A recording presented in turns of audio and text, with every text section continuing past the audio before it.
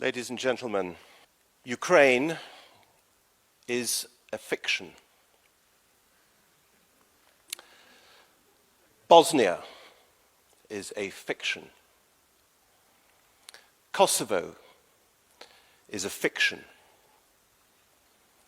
COVID is a fiction. You don't have to believe me. You can read Thierry's excellent book if you haven't done so already. The European Union is a fiction.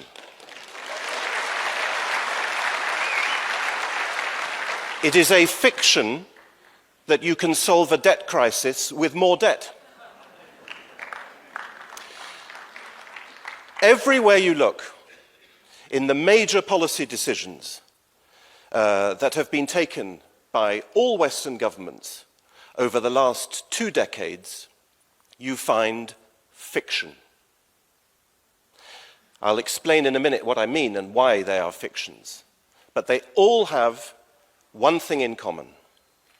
All these fictions are created for a purpose. And that purpose is control. Thierry has just referred, and we all are aware of this, to the totalitarian or quasi-totalitarian nature of our Western societies. They are totalitarian because they are based on a fiction, on various fictions. And if those fictions were to be questioned, as they occasionally are, then the control for which they are the pretext would disappear. And that's why there is so much censorship and so much control. That's why one of the first sanctions announced after the Ukraine war started was, of course, the closing down of RT and Sputnik in Europe. All of these fictions are the creation of a virtual reality, the true purpose of which is to exercise control.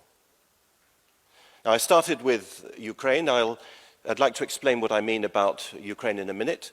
But so that you understand what I'm trying to get at, I would like to say a few words about Bosnia and Kosovo.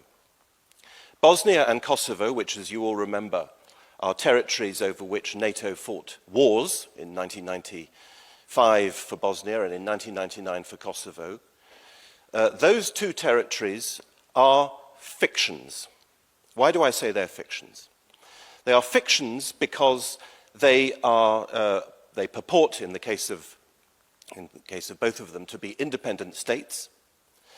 Kosovo, as you know, declared independence in 2008.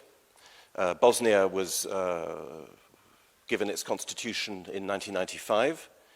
But if you read the constitution of Kosovo and the Declaration of Independence of 2008, you will see that Kosovo declares itself to be subject to a whole range of international organizations, and above all, to the international civilian representative. In other words, the international governor, who is in fact responsible for the government of Kosovo.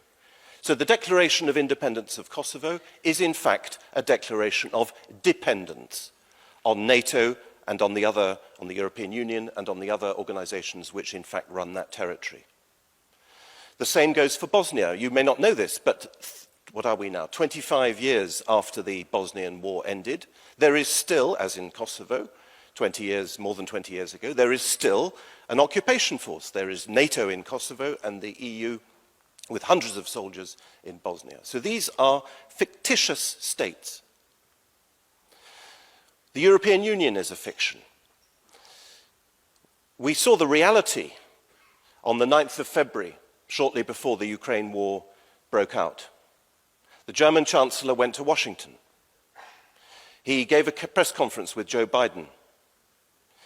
And Joe Biden said, if Russia invades Ukraine, it's the end of Nord Stream 2. Joe Biden said, we will put an end to it. We will put an end to it. He said it in front of the German Chancellor, and the German Chancellor said nothing. In other words, the energy policy of Germany, and therefore of many other European countries, because the plan with Nord Stream 2 was to import gas into Germany and for Germany to become a hub, I imagine, for countries like the Netherlands. The energy policy of Germany, which is a bilateral issue between Germany and Russia, is decided by the United States of America.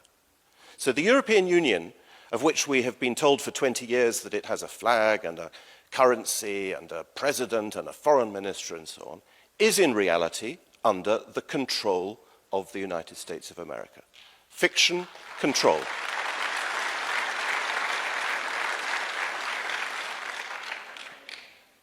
And what is happening in this war is a conflict between fiction and reality. That's what wars do. They are a reality check. They are a moment when reality bursts in and, we hope, destroys the various fictions that have been created. Why do I say Ukraine is a fiction? Ukraine is a fiction for a whole host of reasons, including historical reasons. I promise you I'm not trying to upset anyone or be provocative or hurt anyone's feelings, but the Ukrainian state for 100 years has had a fictional existence, or rather the Ukrainian state has served above all a fictional purpose. Many people may not know this, but Ukraine, unlike Poland, people often think that Ukraine and Poland is more or less the same thing with respect to Russia and the domination of those territories. It's very important to understand that Ukraine never had any administrative existence before the creation of the Soviet Union, unlike Poland. In the Russian Empire, and even in the Russian Republic before the October Revolution, Poland was an administrative unit. The Kingdom of Poland was an administrative unit. There was no administrative unit called Ukraine in the Russian Empire. There were simply different governorates. So Ukraine did not have any existence. It only came into existence, for the first time on the 9th of February 1918, when the Ukraine People's Republic signed a peace treaty with the Germans. And Ukraine became, in as much as it existed, which in fact it did not because it only controlled a small territory, it became a puppet state. It was occupied by Germany and it became a puppet state. In the Soviet period, when Bolshevik power was re-established over Ukraine, and by the way, this February treaty signed with the Germans was the prelude to the March Treaty of Brest-Litovsk, which was, of course, a viciously punitive treaty imposed on Russia by Imperial Germany, taking away the control of Ukraine and the Baltic states and so on. In the Soviet period, Ukraine performed a different fictional function. It was part of Stalin's nationality policy to create the illusion, the fiction, that the Soviet Union was a collection of nations coming together, a collection which was expected to encompass the whole world. That's why the Bolsheviks federalized the Russian Empire. It was to create the idea that the nations of the world were uniting in what would become a world unit. So Ukraine had the Ukrainian state, the Ukrainian Soviet Socialist Republic, had a fictional purpose at that time. The third occasion when Ukraine came into existence was on the 30th of June 1941, if you can call it coming into existence, when the leaders of the Ukrainian nationalist movement signed an agreement or proclaimed that they would work together with Adolf Hitler for the creation of a new Europe and so on. And then, as you know, obviously the Soviet power was restored and the Socialist Republic continued until independence in 1991. Why am I going into all these historical details? It is not, I'm certainly not intending to deny, I do not deny, that there are people who consider themselves to be Ukrainians and not Russians. There is in particular a territory which was incorporated into Ukraine in 1945, which had never been Russian, at least not for centuries. And it's quite natural that people who live in that part of Ukraine have a national identity which is opposite to and perhaps even hostile to that of Russia. But the whole point about Ukraine is that there is no single national identity. To be Ukrainian means one thing in Lvov and the opposite in Kharkov. Ukraine, in that sense, is very similar to Ireland, or Cyprus, or Bosnia, for that matter. To be Irish means one thing in Belfast and something else in Dublin. Everybody knows that. All right? So the notion, of course there is, yes, I don't deny there is a Ukrainian nation, but unfortunately there is no agreement between the inhabitants of Ukraine on what that nation exactly is, and above all on what its relationship should be to Russia. Now I mention all these historical things not to justify the war, because the Russian Federation has lived for 30 years now with an independent Ukraine. It's not the existence or non-existence of a national identity in Ukraine which justifies the intervention. I mention it instead to ask you to concentrate on this notion of fictionality or fiction hiding the reality of control. Because what is the reality of Ukraine? The reality of Ukraine is, or was before the war, and since August 2021, that all members of the judiciary in Ukraine are selected with the participation of foreign judges, British, American, Germans, and so on. There is no country in the world, there is no sovereign country in the world whose judges are appointed by foreigners. It is proof, if you like, of the fictional nature of Ukrainian independence or sovereignty.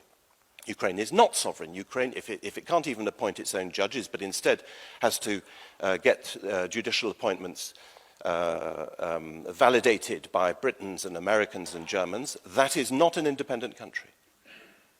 Another reality is that in November, Ukraine signed a military partnership with the United States of America, which has been the framework for the payment of billions and billions of dollars in military hardware going into Ukraine for the purpose of regaining its territorial integrity, in other words, getting the Russians out of Crimea and out of the Donbass, and this is on the State Department website, in ensuring NATO interoperability.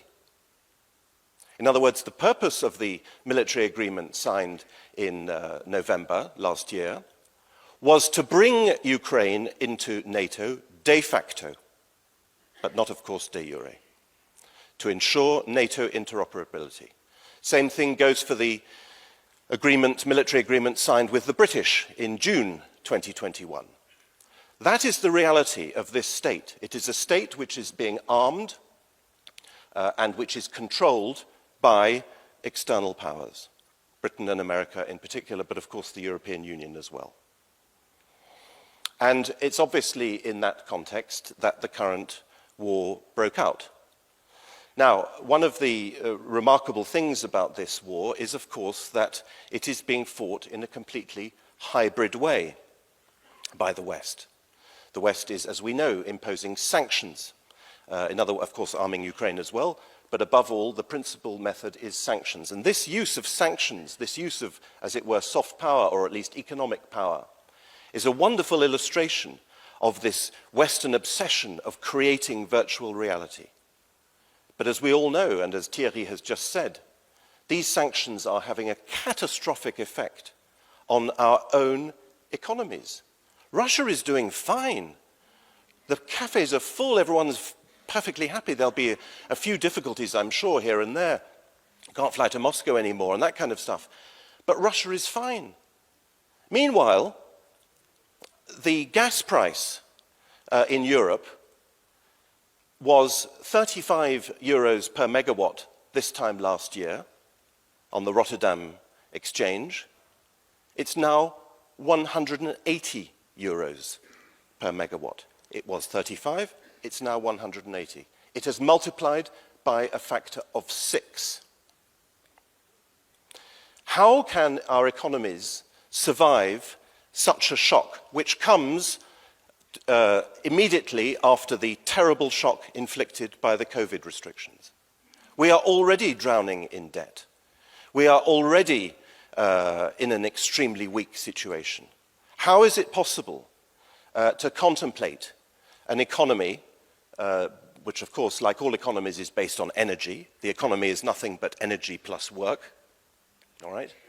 How is it possible to contemplate a already fragile situation where the debt is, where, as I say, we are drowning in debt in our respective countries, if the gas price multiplies by a factor of 6 in the matter of 1 year? It is simply suicide. People say Europe has shot itself in the foot. No, it shot itself in the head.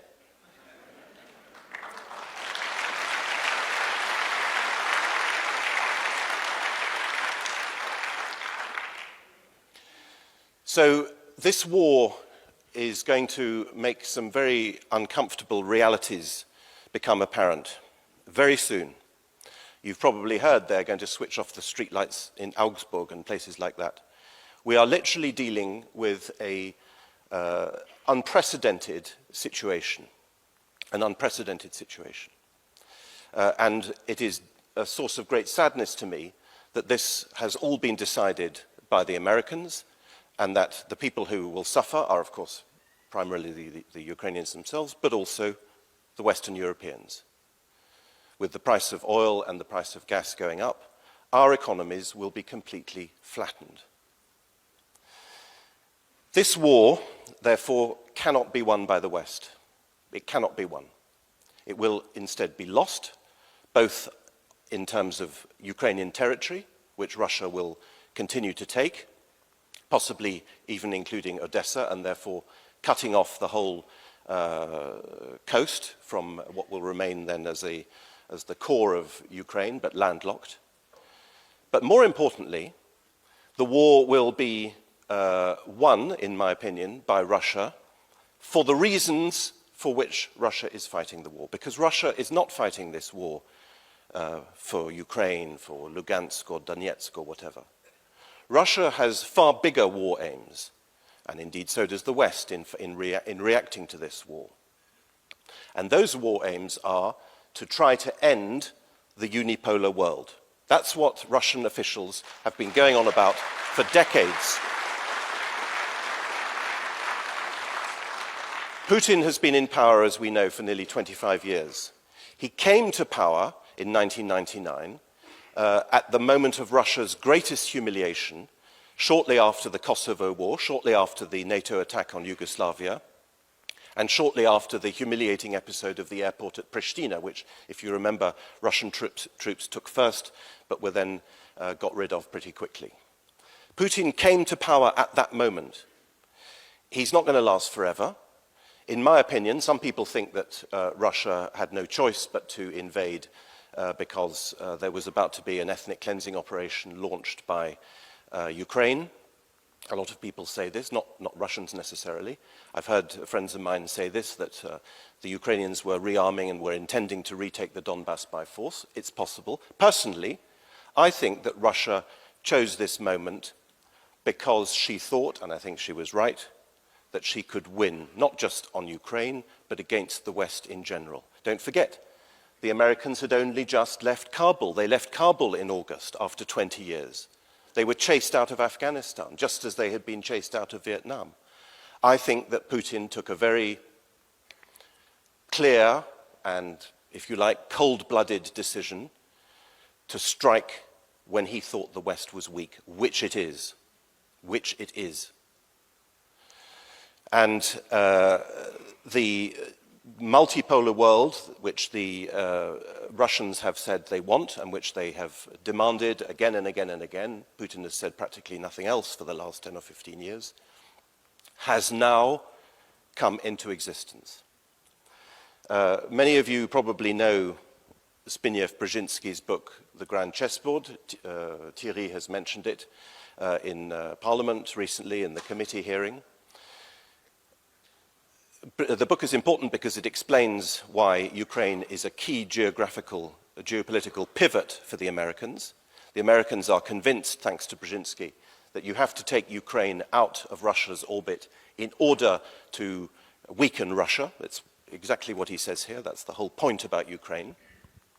It has an importance that goes far beyond any other country in his view. And again, Thierry, you said this the other day.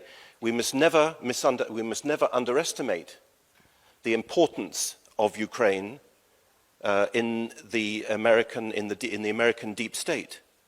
Trump was impeached over Ukraine in 2019. They tried to get rid of him in 2019 because they thought that he was going to abandon military support for Ukraine. Go back to the hearings.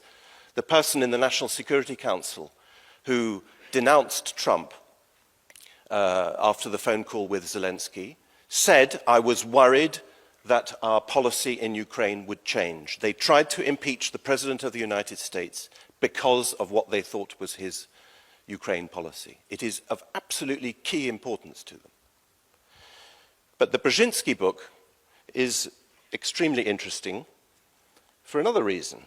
Not just that it explains the importance of Ukraine. The importance of Ukraine, by the way, I should make this clear for Brzezinski, is that it is a key geopolitical pivot which will enable the United States of America to maintain its global hegemony. Brzezinski is absolutely explicit. He wants America to have global hegemony, to have control over the whole world, specifically by controlling Eurasia. It's the whole Mackinder theory and so on. That is Brzezinski's theory, all right? And Ukraine is the key, all right? Who controls Ukraine controls the world kind of thing. It's all pretty crazy stuff. But he says here something absolutely incredible. He talks about various scenarios which might prevent this hegemony from continuing. And he says this, it's on page 55. Potentially, the most dangerous scenario would be a grand coalition of China, Russia, and perhaps Iran, an anti-hegemonic coalition united not by ideology, but by complementary grievances. So American hegemony will end if Russia and China and other countries unite, not on the basis of ideology, but on the basis of complementary grievances. That is exactly what has now happened. That is exactly what has now happened. Did you see how China reacted to the NATO strategic concept? NATO had a summit in Madrid last week, and NATO said that China posed a systemic challenge to the world system. My God, if you look at the communique of the official foreign ministry spokesman of China, I've got it here. The NATO 2022 strategic concept has misrepresented facts and distorted the truth. It once again wrongly defined China as posing systemic challenges. It smeared China's foreign policy, etc., etc. Here is our message for NATO. Hyping up the so-called China threat will lead nowhere. China has not forgotten the criminal attack of NATO on the Chinese embassy in Belgrade in 1999. NATO must abandon its outdated Cold War rhetoric and so on. Look it up, you'll find it. Before the Ukraine operation started, Putin went to see Xi Jinping in Peking and, I'm sure, explained what was going to happen and got his support. So the very scenario which Brzezinski said would put an end to the American domination of Eurasia has now come to be. And just for the little detail, it so happens that, as you know, because I've just read you the passage, he says perhaps Iran as well. Well, guess what? At the BRICS summit last week, which happened more or less at the same time as the G7, guess which country applied to join BRICS? Iran. So it is here. It is happening now. It is happening now. We are therefore at an absolutely key moment in world history. And as I say, Putin, I think, has devoted his presidency to this idea of finishing the unipolar world, of escaping from the unipolar world, and of creating a multipolar world. And I think that he has achieved that, and I think that, of course, the conflict will, in a sense, never end, because even if the fighting stops and so on, the West will continue to dream of, pushing the Russians back out of the territories that they've conquered and so on. There's never any permanent victories in diplomacy. But as far as the principal war aim is concerned, I think that that has been achieved. And as a way of proof, but perhaps you're convinced already, I would like to remind you that at the beginning of the conflict, a well-known Western statesman took a very aggressive line and said, "Putin must fail, and Putin must be seen to fail." Who said that? Boris Johnson. Thank you very much.